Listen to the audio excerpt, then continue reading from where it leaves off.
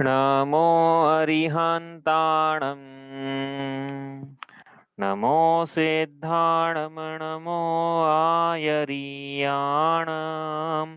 नमो उवज्झायाणं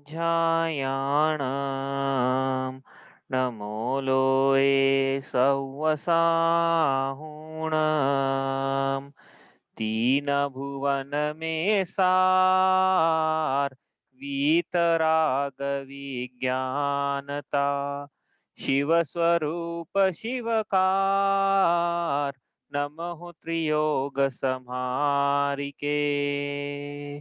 हम पढ़ रहे हैं परम मांगलिक ग्रंथ श्री छह ढाला जी। इसकी छह ढालों में 3 बातों का वर्णन है। उसमें पहली बात जो है वो संसार परिभ्रमण के दुख है, और उसी बात का वर्णन वापस से हम भावना के रूप में संसार भावना में हम 5वीं ढाल में पढ़ रहे हैं। संसार भावना नाम है उसका। पढ़ते हैं संसार भावना। क्यों पढ़ रहे हैं संसार भावना? ये संसार भावना संसार से विरक्ति के लिए माता के समान है। वैराग्य की माता है ना भाई। सब संसार से विरक्ति के परिणाम ही वैराग्य है, और वैराग्य की माता 12 भावनाएं हैं। इससे संसार भावना संसार से विरक्ति उत्पन्न करने के लिए माता के समान है। तो ये पढ़ते हैं। चहु गति दुख जीव भरे हैं, परिवर्तन पंच करे हैं, सब विधि संसार सारा, या में सुख नाही लगारा। चारों गतियों में जीव दुखों को भर रहा है, मैं भी भर रहा हूँ। यदि मुझे सम्यक दर्शन की प्राप्ति नहीं हुई है तो मेरे पंच परावर्तन अभी चल रहे हैं। सम्यक दर्शन की प्राप्ति हो गई है तो फिर द्रव्य परावर्तन पूरा नहीं होगा, और फिर द्रव्य नहीं होगा तो क्षेत्र काल भव भाव की तो बात ही क्या करेगी, क्योंकि वो एक से बढ़कर एक बढ़ करे ना, अनंत अनंत गुना बढ़े हैं एक से दूसरा काल की अपेक्षा। तो जिसके द्रव्य परावर्तन ही नहीं है पूरा, उसके काय के पंच परावर्तन। तो सम्यक दर्शन यदि नहीं है तो पंच परावर्तन हो रहे हैं, और सम्यक दर्शन प्राप्त कर लिया तो ज्यादा से ज्यादा अर्धपुद्गल परावर्तन में यह जीव मोक्ष को पार कर लेगा। तो यदि मुझे सम्यक दर्शन नहीं हुआ है तो मैं भी चारों गतियों में दुखों को उठा रहा हूँ, पंच परावर्तन कर रहा हूँ। और पंच परावर्तन करते करते संसार भावना बतला रही है कि पंच परावर्तन करते करते प्रत्येक द्रव्य क्षेत्र काल भव भाव में भटक भटक के भ्रमण करते हुए अपना अपना के ग्रहण करते हुए यह छोड़ दिया। क्यों? क्योंकि इसमें सार नहीं था, कहीं सुख नजर नहीं आया। संसार में लेश मात्र भी सुख नहीं है, इससे इस बात की भी सिद्धि है। और संसार में कहीं सुख नहीं है तो समझना तो यहाँ से ये है कि प्रत्येक चीजों को जब भाग अपना कर क्रम क्रम से छोड़ दिया तो अब ऐसी कौन सी वस्तु बच गई है जिसको प्राप्त किया जाए और सुख की प्राप्ति हो। तो पर में ऐसा कुछ भी नहीं है। पर को तो उसने अनंत बार भोग लिया लेकिन सुख नहीं मिला। अब यहाँ पे कह रहे हैं कि स्व की प्राप्ति करे तो सुख की प्राप्ति हो, क्योंकि सुख जो है पर का स्वभाव नहीं है, स्व का स्वभाव है। जीव की परिभाषा ही ऐसी है ना, जो ज्ञान दर्शन सुख वीर्य से मिलकर बना होता है उसे जीव कहते हैं। इसलिए सुख मेरा स्वभाव है, लेकिन इस जीव ने स्वयं को भुला के मोह महामत पियो नादि भूल आपको, स्वयं को भूल कर मोह की मदिरा पीकर स्वयं को भूल कर पर में सुख की मिथ्या कल्पना करी, इसलिए इसको अभी तक सुख की प्राप्ति नहीं हुई है। तो अब इसको सही मार्ग पर लगा रहे हैं। क्या? ताही सुनो भई मंथिरान, कहे सीख गुरु करुणाधार। अब गुरु उपदेश दे रहे हैं कि देखो सही मार्ग पे लगो। तो उसके अंतर्गत हम संसार भावना में हम पढ़ रहे हैं हमारी पहली ढाल, क्योंकि इसमें रिवीजन कर रहे हैं कि एग्जाम में तो आएगी। ये तो कारण है ही, लेकिन प्रमुख कारण इसका यह है कि संसार भावना में संसार के दुखों का वर्णन किया है, उसका चिंतन किया है। और पहली ढाल में भी पंडित जी ने पूरी एक ढाल दे दी संसार के दुखों का वर्णन करने के लिए, कि देखो भाई जहां हम रचे हुए हैं वहां पे कहाँ कहाँ कैसी कैसी पर्याय को प्राप्त किया और थोड़ा सा भी सुख नहीं मिला। तो हम पढ़ते हैं छंद नंबर 11 से। पहली ढाल मेरे ख्याल से हो जाएगी आज ये। ठीक है, पढ़ो, चलो पढ़ते हैं इसको। तिल तिल करे देह के खंड, असुर भिड़ावे दुष्ट प्रचंड, सिंधु नीर ते प्यास न जाए, तो पण एक न बूंद लहाय। तो वो तिर्यंज संज्ञा असंगी पंचेंद्रिय वो मरकर संक्लिष्ट परिणामों से उसका मरण होता है, और वह नरक में उसका नरक में जा पड़ता है। तो वहां पे उसके कैसे कैसे दुख चल रहे हैं वो पढ़ रहे हैं यहाँ पे। तो पहले मानसिक दुख देखे हमने किस प्रकार से उसको मानसिक दुख झेलना पड़ते हैं, और ऐसा नहीं एक आध समय का मानसिक दुख हो, जब तक कि आयु तब तक के मानसिक दुख है वो तो। उसके बाद क्षेत्र जनित दुख पढ़े हमने कि तहाँ भूमि पर सत दुख हो सो बिच्छू सहस डसे नहीं तीसो, तहाँ राध श्रोणित वाहनी कमि कुल कलित देह दाहिनी। कि वहाँ का क्षेत्र ऐसा है, वहाँ की नदियां ऐसी है, फिर वहाँ के वन ऐसे हैं, सेमर तरु दल जुत असि पत्र असि जो देह विदारे तत्र। और वृक्ष तो ऐसे है, और वहाँ का जलवायु मतलब वहाँ का तापमान कैसा है, मेरु समान लोह गल जाए। तो क्षेत्र जनित दुख है कि यहाँ का क्षेत्र ऐसा है, भूमि ऐसी है, नदियां ऐसी है, वन जंगल ऐसे हैं, और जलवायु ऐसी है वहाँ की। अब आगे पढ़े तो इसके अलावा और दुख भी है क्या, तो और दुख भी है। ये तो मानसिक तो दुख है ही, क्षेत्र जनित तो है ही, लेकिन परस्पर कृत दुख भी है। परस्पर मतलब क्या, एक नारकी दूसरे नारकी को कष्ट देता है। उनकी तो क्या बात करें, तो उन्होंने सिर्फ देखो क्या, अब क्या लिखना है, आधे चरण में लिखना था, आधे एक चरण में लिखना था, आधे तो उन्होंने क्या लिखा, तिल तिल करे देह के खंड। की भैया इससे ज्यादा क्या, कि तिल के समान छोटे छोटे देह के खंड खंड कर डाल देते हैं एक दूसरे से जब लड़ते हैं नार की। इससे ज्यादा क्या वेदना लिखे। हाँ, एक बार खंड किया तो असहनीय दर्द हुआ, अभी शरीर को जीते जी शरीर को, और शरीर में से प्राण निकलेंगे नहीं, हो शरीर में से प्राण रहेंगे, और फिर वो दर्द यातना सहन करना है। हम अभी हमने अनेक बार हम लोगों ने भी, जब कुछ लग जाती है, फांस चुभ जाती है, हाँ, थोड़ा-सा कट लग जाता है, खरोच तक भी आ जाती है, तो कैसा दर्द होता है। तो यहाँ पे तो कह रहे हैं कि एक बार नहीं, कितनी बार, जब तक कि देह के तिल-तिल के समान छोटे-छोटे खंड नहीं हो जाते हैं, तब तक के लिए नार के एक-दूसरे से लड़ते रहते हैं। एक-दूसरे के तिल-तिल के समान खंड, तिल मतलब जो छोटी सी जो तिल होती है ना, तिल के समान। तो फिर जितनी बार भी खंड करते हैं, उतनी बार वेदना है, उतनी ही वेदना है।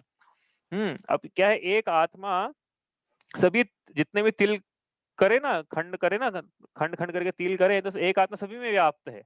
ऐसा नहीं है कि एक तिल में ही है, दूसरे में नहीं है, सभी में व्याप्त रहता है वो। ये छिपकली की पूंछ है ना, थोड़ी देर के लिए झटपटाती, तो एक आत्मा के भी प्रदेश छिपकली की पूंछ में भी और उस छिपकली की बॉडी में भी है, थोड़ी देर के लिए। भले ही छिपकली में से वो पूंछ में से निकल जाते हैं, वो अलग बात है।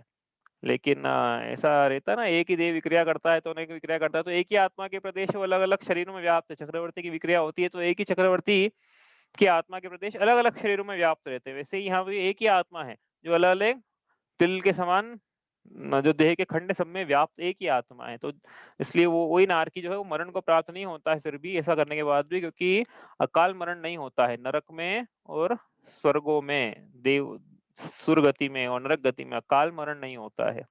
और भी कुछ लोगों का नहीं होता, अपन तो यहाँ पे नरक गति की बात कर रहे हैं। तो उसको यातना तो पूरी सहन करना है, और उसके बाद क्या होता है कि फिर वो शरीर वैसा ही रहता है क्या, कि नहीं, वो शरीर वापस पारे के समान जुड़ जाता है। वैक्रियक शरीर रहता है वो, अपना ये औदारिक शरीर नहीं है उनका, वैक्रियक शरीर है, तो वापस जुड़ जाता है। फिर वापस क्या करते हैं वो, वापस लड़ते हैं, वापस भिड़ते हैं, वापस वही सब तिल तिल करे थे एक एक खंड। यही काम है नरकों में। नरकों में काम क्या है, और लड़ने भिड़ने के तो काम है। मतलब ऐसा बोलेंगे यदि कुत्ते बिल्ली के समान नार के लड़ते हैं, तो ये कुत्ते बिल्लियों का अपमान हो जाएगा, क्योंकि लेकिन कोई उपमा ही नहीं मिलती देने के लिए। अपन ने उन्हीं को लड़ते हुए देखा है आपस में, तो वहीं से उपमा दी जाती है। लेकिन ये कुत्ते बिल्ली भी क्या लड़ते हैं, ऐसा इससे ज्यादा लड़ते हैं ये नार की आप आपस में एक दूसरे से। और नहीं लड़े कभी, मान लो ऊपर के नरक में, शुरू के 3 नरकों में कापोत लेशा तक पाई जाती है, ठीक है। 6 प्रकार की लेशाएं होती है ना। लेशा किसे कहते हैं, कैसा, पेपर से याद है प्रदीप, बताओ किसको याद है। मैंने बोल दिया, शुरुआत तो मैंने कर दी है। लेशा की परिभाषा याद है किसी को, लेशा? हाँ, परिभाषा चाहिए, बिल्कुल अच्छा ढंग से परिभाषा चाहिए, ऐसे कोई डिस्क्रिप्शन नहीं चाहिए। 5-6 शब्दों की परिभाषा है, लेशा की जाएगी एग्जाम में तो क्या लिखेंगे। हाँ, कषाय से अनुरंजित योग की प्रवृत्ति को लेशा कहते हैं। लिख लेना, अभी लिखी होगी उस समय भी याद नहीं मेरे को। तो कषाय से अनुरंजित योगों की प्रवृत्ति को लेशा कहते हैं। लेशा की परिभाषा है ये। अभी क्या होती है वगैरह वगैरह तो नहीं करेंगे अपन, अपन क्या संसार भावना कर रहे हैं, ये हम नहीं पढ़ रहे अभी। लेकिन तो इनकी जो लेशा 6 प्रकार की होती है ना, टोटल 6, कृष्ण, नील, कापो, पीत, पद्म, शुक्ल। तो ऊपर के जो 3 नरक है, वहां से शुरू करें अपन, पहला नरक, तो उसमें जघन्य कापोत लेशा होती है। दूसरे नरक में मध्यम से लेके उत्कृष्ट कापोत तक। और फिर क्या हुआ, हाँ, फिर तीसरे नरक में वापस से जघन्य कापोत के बाद क्या आता है, कृष्ण, नील, नील लेशा, जघन्य नील लेशा। तो शुरू के 3 ये जो कापोत और जघन्य नील लेशा वाले नारकी है ना, ये कदाचित कदाचित हो सकता है ऐसा कि बिना लड़े भी इनके कुछ परिणाम ऐसे हो जाए कि चलो थोड़ी देर के लिए नहीं लड़ते हैं, ऐसा ही परिणाम कदाचित हो जाए। तो ऐसा होने नहीं देते हैं। कौन, असुर भिड़ावे दुष्ट प्रचंड, इसलिए तीसरे नरक तक ये जाते हैं कि तुम बैठे हुए कैसे हो, चलो तुमको लड़ाते हैं। तो उसके आगे जाने की जरूरत ही नहीं पड़ती उनको, उसके आगे तो लेशे ऐसी है, मध्यम नील लेशा से आगे उत्कृष्ट परम कृष्ण लेशा तक कि वो तो लड़ते भी पाए जाते हैं, लेकिन कापोत के और जघन्य नील वाले नार की बिना लड़े भी कदाचित रह जाए। तो ये असुर जो है, असुर मतलब कौन, भुवनवासी देव है ये असुर, हम अम्बरीश जाति के, तो वो तीसरे नरक तक जाते हैं और इनको लड़ाते हैं। कैसे लड़ाते हैं वो, नारकी के असंगी हैं क्या, नहीं संगी हैं, तो उनको क्या करते हैं कि पुराने जन्म के बेर याद दिलाते हैं और आपस में लड़वाते हैं। और ये लड़वाते हैं क्यों, प्रसन्न होते हैं भैया। कुछ लोगों को मुर्गे की आपस में फाइट कराते हो, देखी होगी आपने, टीवी में देखी होगी कभी कदाचित, मुर्गे के पंजों में लेजर ब्लेड बांध के आपस में मुर्गों को लड़ाते हैं। जब तक लड़ाते हैं तब तक एक मुर्गा या मुर्गी जो भी रहता है वो शहीद नहीं हो जाए, खत्म नहीं हो जाए। और ये सिर्फ फाइट देखने में लोगों को मजा आता है। तो उसी प्रकार के फिर ये जीव जो रहते हैं, जिनको मजा आ रहा है, वो क्या है, आगे जाके थोड़ा वो शुभ परिणाम कर लिए, पुण्य आश्रम कर लिए थोड़ा, हो तो क्या करेंगे ये आगे जाके, यही बनेंगे असुर कुमार बनेंगे, आगे के लड़ेंगे, लड़ाई देखेंगे लोगों की। कभी हुआ असुर महानीच नार की मारे, तो ये सिर्फ लड़ाते नहीं है, सब मारते भी हैं, नारकियों को ये खुद भी आगे कष्ट देते हैं। मैंने वीडियो देखा था इसका, वो नहीं दिखेंगे आज, और भी वीडियो आ गए हैं तो नए, आप चाहो तो देख लेना उस पे, यूट्यूब पे गूगल सर्च कर, यूट्यूब पे सर्च करके कि नारकियों में असुर कुमार के जाति के देव किस प्रकार कष्ट देते हैं। और फिर ये तो असुर कृत हुए, तो पहले क्या हुए थे, जो इसमें पढ़ा हमने परस्पर कृत, फिर पढ़ा असुर कृत। अब वापस से क्या है, शारीरिक जो उनको पाए जाते हैं, मतलब शरीर ही उनका ऐसा है कि होते ही हैं, तो उसमें भी काफी सारे, जैसे क्या है, शरीर में ऐसी भूख लगती है, ऐसी प्यास लगती है कि सिंधु नीर से प्यास न जाए, कि पूरा समुद्र का जल पी ले, जितने भी समुद्र है दुनिया में उसका जल पी ले, तो भी इनकी प्यास न बुझे, इतनी इनको प्यास की वेदना होती है, प्रति समय होती है, लेकिन इनको पीने के लिए एक बूंद भी पानी की नहीं मिलती है। ऐसे लिखा है, तो पण एक बूंद न रहा है, तो भी पानी पीने के लिए पानी की एक बूंद नहीं मिलती। और आगे चले इसमें, चलो आगे पढ़ते हैं। तीन लोक को नाज जुखाए, मिटे न भूख कणा न लहाय, ए दुख बहु सागर लो सहे, कर्म जोग ते नर गति लहे। तो और फिर प्यास की वेदना हो तो भूख कैसे लगती है इनको, कि तीनों लोकों का अन्न भी खा लें। अब तीनों लोकों में तो अन्न होता नहीं है, कर्म भूमि में ही होता है, लेकिन होता कभी तो तीन लोकों में अन्न भर देता पूरा, और होता है इतना अन्न भी वो खा लेता नार की, तो भी उसकी भूख शांत ना हो, इतनी भूख की वेदना उसको, शरीर शारीरिक दुख है मतलब उनके इतनी होती है, लेकिन फिर भी उसको खाने के लिए क्या मिलता है वहां पे, जो फोटो है ना सब दिखाने का है, ऐसा कुछ नहीं मिलता है वहां पे। वो तो असुर कुमार विक्रिया करते हैं, वहां जाता है जब खाने के लिए, तो असुर कुमार उसको दंड देते हैं उनके अपराधों का, वो सब बोलना पड़ेगा उनके अपराधों का दंड, मतलब वो वीडियो में ऐसे ही बताते हैं कि पिछले जन्म में तूने रात्रि अभक्ष भोजन किया, रात्रि भोजन किया, कंदमूल भक्षण किया, ये ले उसका फल ये ले, इस प्रकार से वो वीडियोस में बताया है ऐसा। तो मिटे न भूख कणा न लहाए, तो एक उनको एक कण भी नसीब नहीं होता, कहाँ पे, नरकों में। ऐसी नरकों की वेदना है, शरीर में अनेक प्रकार के रोग भी रहते हैं भाई। इनके शरीर ही ऐसे हैं आपस में कि पहले तो भयंकर हैं, हाँ बदबूदार हैं, उसमें फिर अनेक प्रकार के रोगों का उसमें प्रति समय उदय चलता रहता है, काला शरीर रहता है बिल्कुल। वहां की मिट्टी भी ऐसी नरक की कि वहां की मिट्टी इससे इस मिट्टी बड़ी दुर्गंधित है। और ऐसी ये इनको जो भूख लगती है तो क्या करते हैं कि मिट्टी खा के अपनी क्षुधक शांत करने का प्रयास करते हैं, खा तो सकते नहीं है मिट्टी, तो कितनी खा, वो भी दुर्गंधित मिट्टी। तो ऐसे ऐसे नरकों की वेदना इस जीवन में अनेक बार सही है। ये लिखा है यहाँ पे, ए दुख बहु सागर लो सहे, जैसी जिसकी उम्र है, जिस नारकी की अधिकतम 33 सागर, न्यूनतम 10,000 वर्ष। तो 10,000 वर्ष पहले नरक के पहले पाथड़े की, और 33 सागर सातवें नरक के, कौन से पाथड़े की, एक ही पाथड़ा होता है वहां पे, सातवें नरक के बिलों की, 5 बिलों की। तो उनकी उम्र अधिकतम 33 सागर, ऐसे दुख बहुत सागर तक ये जीव ने सहन किए हैं। और पंच परावर्तन का स्वरूप देखा था ना हमने, कि कैसे कैसे नरक में, जैसे भव परावर्तन करना है नरक में, तो क्या करना है, उतनी आयु 10,000 वर्ष बाद, फिर 10,000 वर्ष एक समय, 10,000 वर्ष दो समय, 33 सागर में इतने समय होते, उतनी बार नरकों में जन्म ले तो नरक गति का भव परावर्तन पूरा होता है। ऐसे भव परावर्तन जीव ने अनेक बार, अनंत बार कर लिए। अब किसको जाना है, तो ऐसी ऐसी वेदना है नरकों में। बोले आ तो गए, वापस चले जाएंगे, क्या फर्क पड़ता है। वो तो जब जब जीव को कष्ट होता है ना, तब कष्ट के बारे में पता पड़ता है, जब कष्ट नहीं होता ना तब कष्ट का अनुभव नहीं होता है।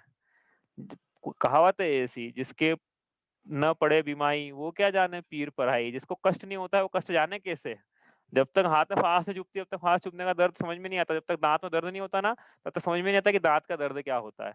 तो ऐसे जब नरक गति में जीव जाए, तब उसको समझ में आए कि देखो ये कैसे कैसे दर्द होते हैं। अभी तो अपने को लग रहा है कि यार ठीक है, सहन कर लेंगे, क्या है उसमें, चलने दो रात्रि भोजन, चलने दो कंदमूल, चलने दो अभक्ष, चलने दो जो चल रहा है।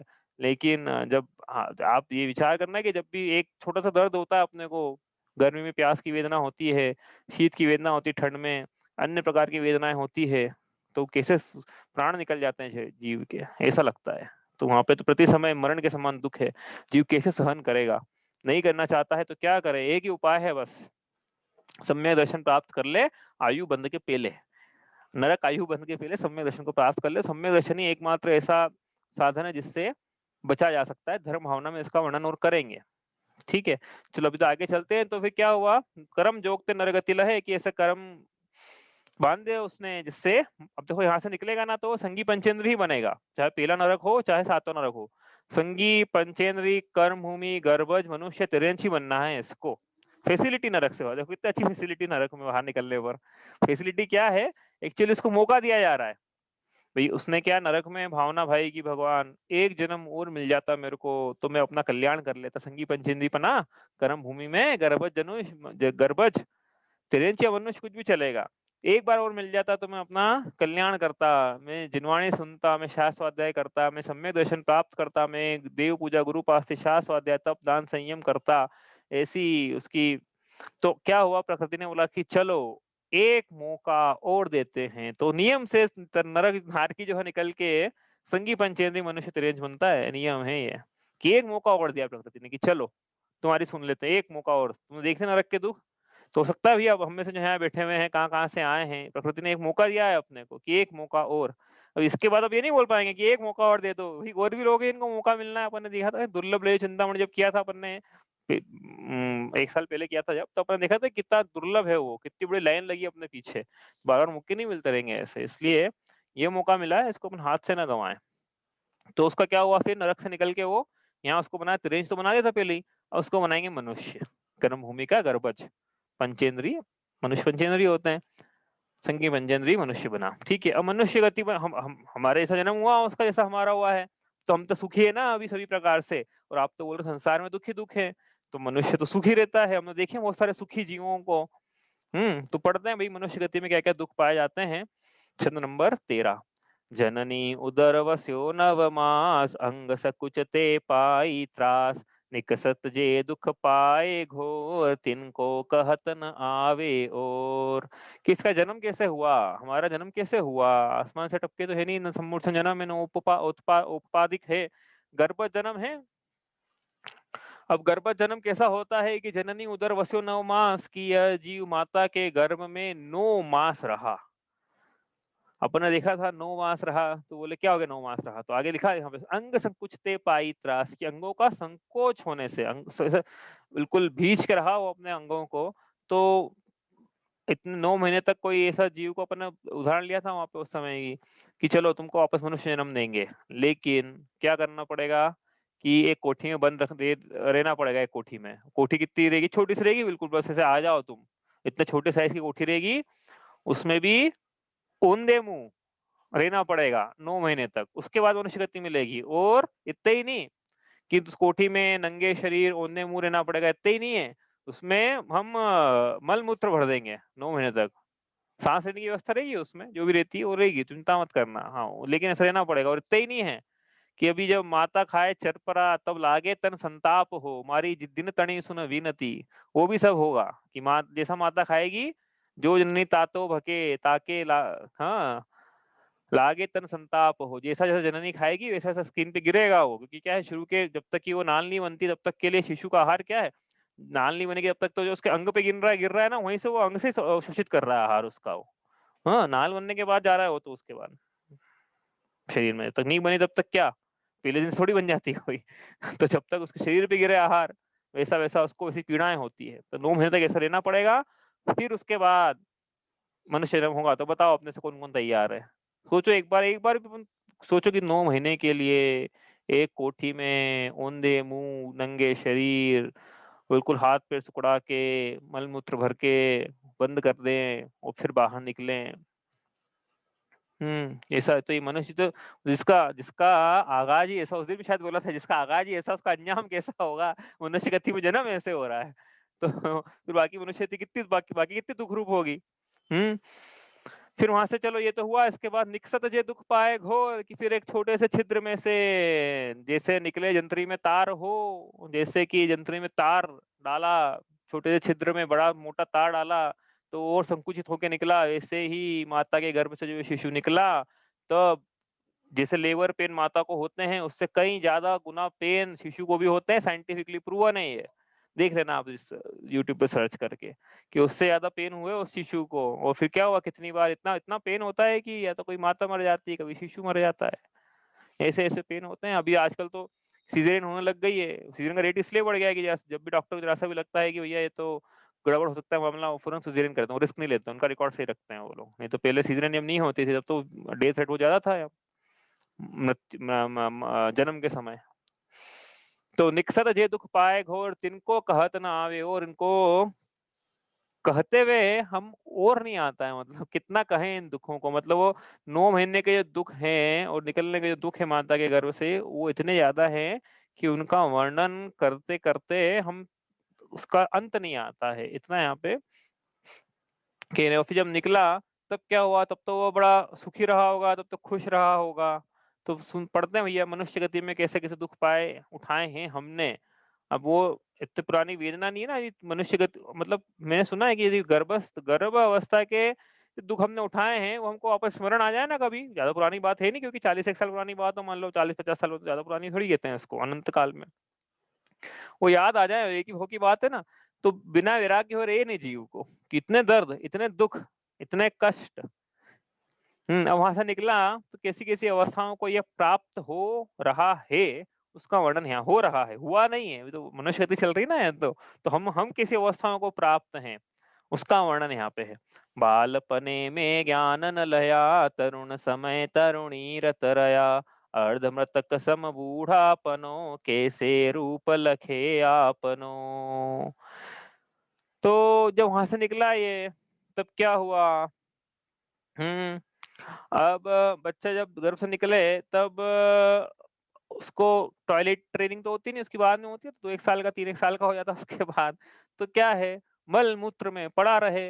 माता की जब नींद खुलेगी रात में, तब वो उसका मल-मूत्र में से उसको हटा के, नहीं तो मालूम चला अपने ही मल-मूत्र में वो खेल रहा है, ऐसी उसकी अवस्था रहती है एक बच्चे की। कोई भी हो, भले ही कितनी धनाढ्य वर्ग का हो, लेकिन ऐसी अवस्था है कि वो तो उसकी उसके वस्त्रों में ही करना है उसको मल विसर्जन।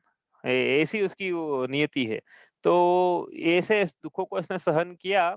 उसके बाद कोई भी हो भैया, कितनी मतलब कितने धनाढ्य हो, कोई बोलते थोड़ी पैदा होता है बच्चा कि मुझे भूख लग रही है, मुझे ठंड लग रही है, मुझे वस्त्र चुभ रहे हैं, मुझे पेट में दर्द हो रहा है, मेरी आँख में तिनका चला गया है, मेरे नाक सूख रही है, मैंने मूत्र विसर्जन कर दिया, ऐसे तो बोलेगा नहीं वो। तो क्या कैसे बताएगा हर चीज़ को? रो के बताएगा। जब तक उसको मतलब क्या, कोई भी चीज़ हो उसको रोना है बस। कुछ भी चीज़ होती है रोना है। तो ये जो बालपना है तो रोने में निकला है। कुछ भी चीज़ होती है, किसी चीज़ की जिद आ गई, रोना है। उसे खिलौने ले लिया, उससे इसके प्राण जैसे ले लियो किसी ने, इतना खिलौनों से बच्चों को मोह रहता है। रोना, उसको हर चीज़ में रोना है। किसी ने ऐसा चाहा वैसा रख दिया, खिलौने की तरह बर्ताव किया, किसी ने हवा हवा में उछाल दिया, किसी ने उठा के यहाँ बिठा दिया, किसी ने कहीं सरका दिया। इस प्रकार के उसके बाल पन्ने के दुःख हैं, जब तक कि वो चलना-फिरना नहीं सीखता तब तक के, तब बोलना नहीं सीखता तब तक तो ऐसे दुःख हैं। उसके बाद चलना-फिरना, बोलना सीखा, तो फिर पहला दिन अपने बच्चे को अपना स्कूल छोड़ा, थोड़ा हँसते-हँसते गया होगा वो स्कूल कि बहुत मज़ा आया आज तो मेरे को स्कूल में, हैं? याद करो अपने बच्चे को पहले दिन जब अपन स्कूल छोड़ने गए थे, तो अपने जैसे प्राण निकल गए, इतना रो रहा था बच्चा। हैं? तो ये ऐसे ऐसे इनके दुःख हैं बच्चों के। स्कूल छोड़ने फिर वो स्कूल में क्या करा उसके साथ में, सीखो भैया। वापस से आपको एबीसीडी शुरू करना पड़ेगी वापस से। देखो, वापस से मनुष्य गति में जन्म होगा, तो वापस से दुःख तो होंगे होंगे, पूरा अज्ञानी रहेगा। बालपन में ज्ञान न लो ऐसा लिखा है ना, कि अज्ञानी रहेगा, वापस से अनार का सिखाएँगे, ए फॉर एप्पल सिखाएँगे, वापस से नमोकार मंत्र सीखेंगे। अब बताओ, वापस से वही चीज़ एबीसीडी करना पड़े, किसको पसंद है? अरे भैया अभी तो इसको छोड़ो, यदि वापस से अपन को बोल दें ना, आज की तारीख में बोल दें कि चलो वापस से इंजीनियरिंग कॉलेज में एडमिशन, वापस से एमबीए करते हैं चलो, अपने से हुए नहीं। मैंने आपको शायद उस दिन भी बताया था कि मेरा एक सीनियर था, मैंने वो उसका जो लास्ट डे था कॉलेज में, इंजीनियरिंग कॉलेज में, तो मैंने उससे पूछा कि सर आपको तो बड़ा बुरा लग रहा होगा, 4 साल की इंजीनियरिंग का आज आखिरी आखिरी दिन है आपका कॉलेज में, अब हो जाएगा फाइनल ईयर। तो बोला, "अरे काहे का दुःख, मुझे तो बड़ा खुशी हो रही है। ये रोज़-रोज़ के असाइनमेंट से छुट्टी मिलेगी, मुक्ति मिलेगी।" इतने असाइनमेंट मिलते हैं रोज़ के। तो मतलब क्या किसको जाना पसंद है वापस से कॉलेज? तो ये मनुष्य गति में जन्म होगा तो वापस कॉलेज जाना पड़ेगा। ये पढ़ेगा-पढ़ेगा बोल रहे हैं, कोई हँसते-हँसते नहीं आता है कॉलेज, स्कूल। सब ऐसे ही रोते-रोते ही आते हैं, भले ही कोई कहे कि मुझे ज्ञान अर्जन करना है, लेकिन वो वास्तव में क्या है कि उसको ज़्यादा मार्क्स चाहिए ताकि अच्छी नौकरी मिले या अच्छा व्यापार चले उसका। तो बालपने में ज्ञान नहीं है, तो ज्ञान अर्जन में इतने साल लगा दिए उसने। चलो फिर विवाह कराया इसका माता-पिता ने। ऐसा तो बोला नहीं किसी के माता-पिता ने कि देखो ब्रह्मचर्य भी एक मार्ग है। बोला क्या आपने में से किसी ने नहीं बोला ना? तो माता-पिता ने विवाह कराया कि हमारी एक रिस्पॉन्सिबिलिटी है। तो क्या हुआ फिर तरुण समय तरुणी रत रह्यो, कि तरुण जब युवा अवस्था में किसमें लीन रहा है, यहाँ पे युवती लिखा है सिर्फ, अपन युवती के अलावा क्या लिया था उस दिन अपन ने, सारे विषय भोग ले लेना। 5 इंद्रियाँ ना, स्पर्शन, युवती संबंधी भोग तो चलो स्पर्शन संबंधी ही ले लो, ये चक्षु संबंधी है, बाकी स्पर्शन, रसना, घ्राण, चक्षु, कर्ण, ये 5 इंद्रियों के विषय भोग में ये युवा अवस्था में है, क्योंकि इसकी इंद्रियाँ बड़ी इसकी काम कर रही थी बिल्कुल। तो उसने कहा चलो आज कान मिले हैं तो अपन संगीत सुनेंगे। ऐसा नहीं कि जिनवाणी सुने, कान मिले तो जिनवाणी सुनने के लिए। ध्यान रखना, ये कान जो मिले हैं ना, ये हर किसी को नहीं मिलते हैं। कान जो मिले हैं, चतुरेंद्रिय जो जीव रहता है उसको कान नहीं मिलते हैं। पंचेंद्रिय को भी कान मिल जाता है, लेकिन समझ में नहीं आता है कि असंगी है कि नमोकार मंत्र क्या होता है। वो तो संगी पंचेंद्रिय हो और कान मतलब कान में, तो उस कान का सदुपयोग उसका है जिनवाणी सुनने में है। तो कान तो मिले थे क्या, गुरु मुख से उपदेश सुनने के लिए, भगवान की दी सुनने के लिए, चतुर्थ काल हो तुम शरण में जाके। और नहीं भी हो चतुर्थ काल, भगवान उपलब्ध नहीं है तो गुरु मुख से, नहीं है गुरु मतलब ऐसा काल आ जाए कि आचार्य उपलब्ध नहीं है तो मुनिराज हैं, उपाध्याय हैं, साधु हैं, पंडित हैं, विद्वान है, और नहीं तो स्वयं शास्त्राध्याय करे। आंख मिली ना, स्वयं शास्त्राध्याय करे। तो इसके लिए मिली थी आंखें, इसके लिए मिले थे कान, लेकिन ये नहीं करते हुए इसने क्या करा, तरुण समय तरुणी रत रहे हो, पांचों इंद्रियों को इसने विषय भोगों में लगा दिया। अब ये विषयों की खाई किसमें सब अपन जितने भी लोग बैठे हैं संसार में, जितने भी हैं, किसकी तृष्णाएं भरा गई आज विषयों को भोगते भोगते। कोई एक व्यक्ति ऐसा लेकर आ जाओ तो हम उसको आदर्श के रूप में स्थापित कर लेंगे।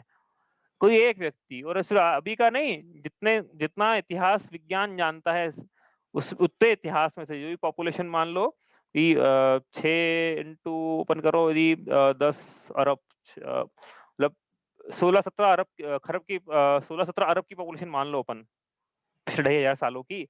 तो 16, 17, 18, 20 अरब की पॉपुलेशन में कोई एक व्यक्ति ऐसा ढूंढ के लाओ जिसकी विषयों को भोगते भोगते जिसकी तृष्णाओं की पूर्ति हो गई हो, एक भी नहीं मिलेगा। अभी देख लेना, एक भी नहीं मिलेगा, और किसी को देखने की जरूरत नहीं, स्वयं को देख लेना कि एक भी नहीं मिलेगा। इसलिए इसने क्या करा, तृष्णा में खाई में झुलसता रहा, तरुण समय तरुणी रत रहे हो।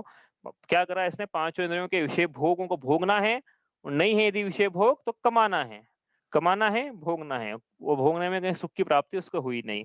ऐसा होते होते क्या हुआ, पांचों इंद्रियां शिथिल पड़ गई और इसको आ गई अब वृद्धावस्था। तो यहाँ लिखा है अर्धमृतक सम बूढ़ापनो।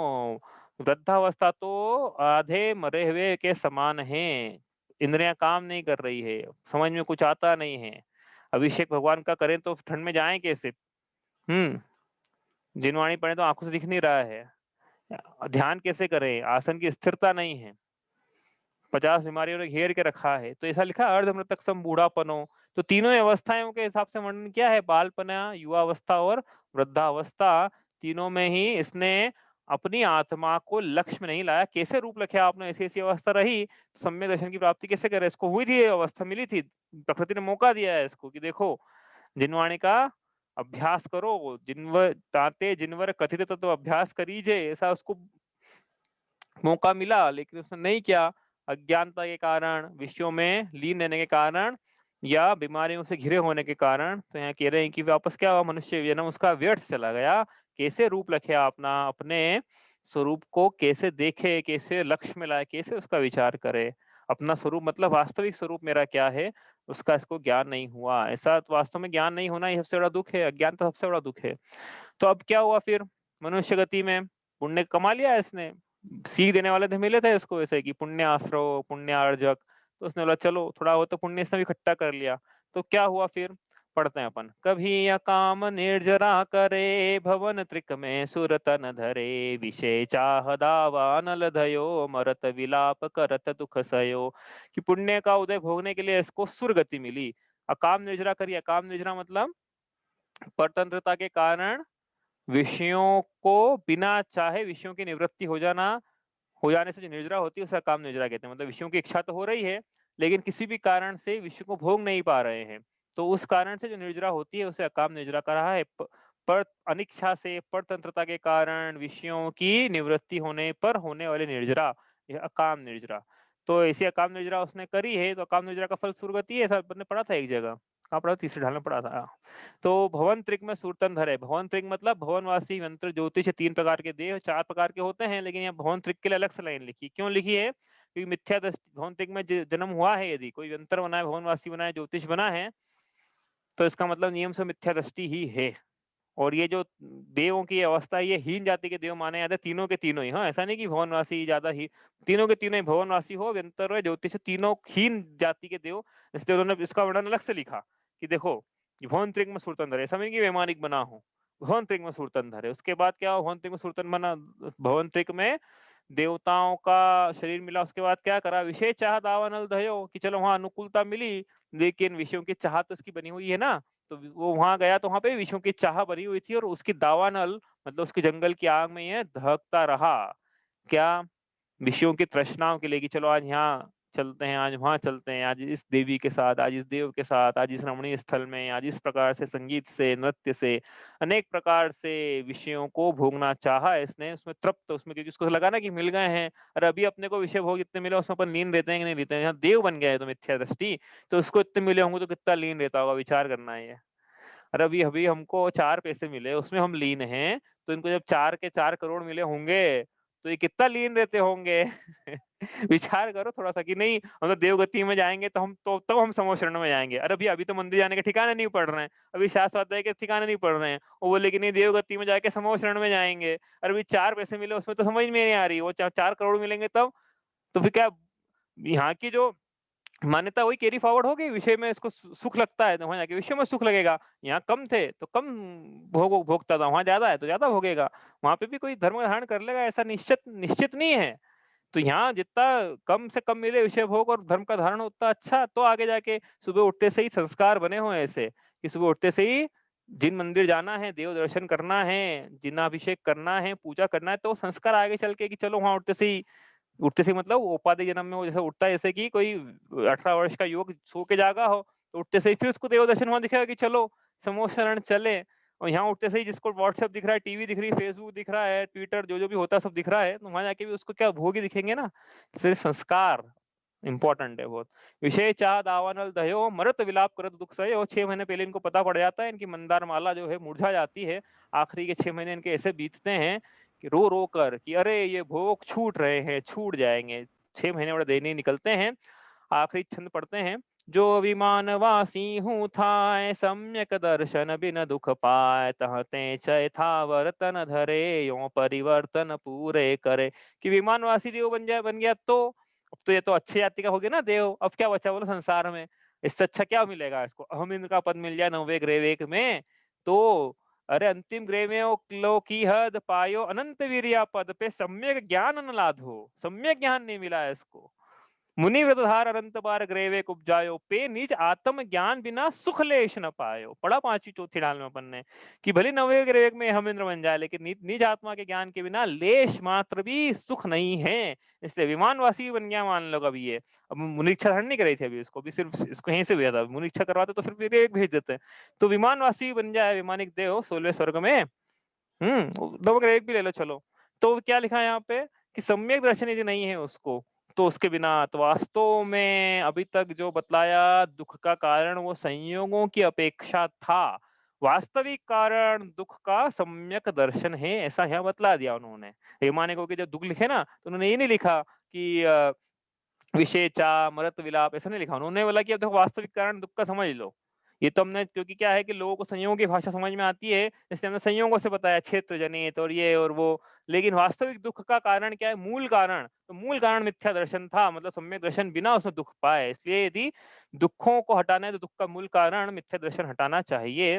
फिर आगे यहाँ लिखा है इन्होंने, "तहाँ ते चय था वर्तन धरे, यूँ परिवर्तन पूरे करे।" क्यों आयु निकल गई उसकी 10,000 वर्ष से लेके जितनी बाँधी थी, 31 सागर, 31 सागर इसको बोलते हैं। तो 10,000 वर्ष से लेके 31 सागर तक जो भी बाँधी थी उसने भोग लिए भोग। अब क्या? भोगी पुण्य फल हो एक इंद्री, क्या उसमें लाली, कुतवाली दिन 4 वही फिर खुरपा और उजाली। फिर एक इंद्री बना, वो तहते चय थावर तन धरे, वहां से वापस मरकर स्थावर का तन धारण किया और यहीं से शुरू किया था, एक इंद्री से वापस एक इंद्री बना। इस प्रकार इसने भव परावर्तन पूरे किए, पंच परावर्तन पूरे कर रहा है। इस प्रकार से यह संसार परिवर्ण के दुख हुए हैं, शॉर्ट में हुए हैं, तो शॉर्ट में हुए हैं। हाँ। पे कछु कहूँ कही मुनि यथा, थोड़ा सा कहा है हमने तो। बाकी अन्य अन्य जगह जो मिलते हैं आप देख लेना, आदिनाथ भगवान के जयमाला में मिलता है उदाहरण के लिए, और भी अन्य जगह काफी जगह मिलता है, वैराग्य भावना में मिलेगा संसार परिवहन के दुखों का वर्णन, वहां से आप पढ़ना। चलिए, कोई प्रश्न है किसी का? कल से पढ़ेंगे एकत्व भावना। प्रश्न हो तो आप। भवनात्मिक भवनात्मिक जो देव हैं, ये नीचे तीसरे नरक तक जाते हैं, तो ऊपर कहाँ तक जा सकते हैं ये लोग? ये ऊपर, अब यदि इनको कोई साथ में ले जाने वाला मिले, एस्कॉर्ट करने वाला, तो जो जो एस्कॉर्ट करने वाला वैमानिक है, वहां तक तो वो जा सकते हैं, लेकिन बिना एस्कॉर्ट, कोई एस्कॉर्ट करने वाला नहीं है, तो मध्यलोक तक के ऊपर नहीं जा सकते हैं ये। ठीक है, मध्यलोक की आखिरी सीमा है इनकी ऊपर। चलिए, इतना ही करते हैं। स्याद्वाद नए षट द्रव्य गुण परयाय और प्रमाण का, जड़ कर्म चेतन बंध का, अरु कर्म के अवसान का, कह कर स्वरूप यथार्थ जग का, जो किया उपकार है, उसके लिए जिन वाणी माँ को वंदना शत बार है, वंदना शत बार है।